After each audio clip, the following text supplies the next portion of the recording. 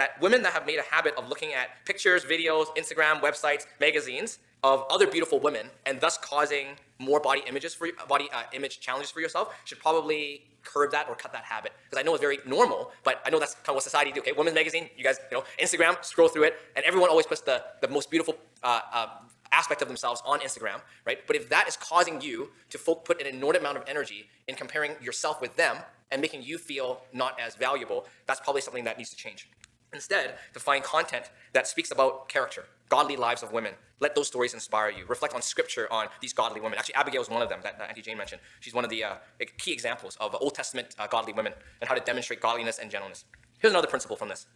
Physical attractiveness that draws male attention should be should be solely, I should say, for one's husband, not for all men. This means that the trend that is happening as soon as you walk out this door and every day of our life in Greater Vancouver, for women to put on heavy makeup, get cosmetic surgery, lose an inordinate amount of weight, dress in a way that attracts broad male attention to our body, especially to our breasts, midline, bum, legs, etc. To do that to attract male sensual attention is dishonoring to God. But more than that, whenever God draws a moral line, anything that is right in God's eyes is always good for us. Meaning it benefits our lives. And anything that is sin or wrong in God's eyes is almost always somehow destructive to our lives. And so, to broadly draw male sensual attention is a bad idea, because here's a few questions. What kind of men do you think you would attract using this strategy? Lustful men. That's what will happen. Lustful men will gaze at you if you dress that way. If you are single and looking for a potential spouse, for Christian women certainly, you won't be attracting godly men. That's for sure. And even if you do, there's going to be a lot of other not godly men that are going to be attracted by that strategy. Why would you want to attract someone who's primarily motivated by his lust?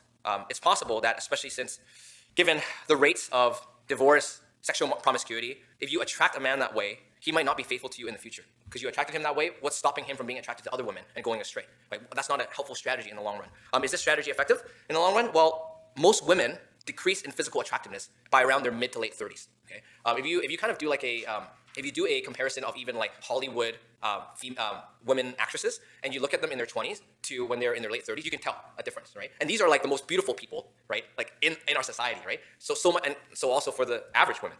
So if in the short term you dress in such a way that attracts broad sensual attention from men, it might work to get someone to like you, to be in a relationship with you. But if that's what draws him, how are you going to keep him when you start becoming physically less attractive based on just normal aging?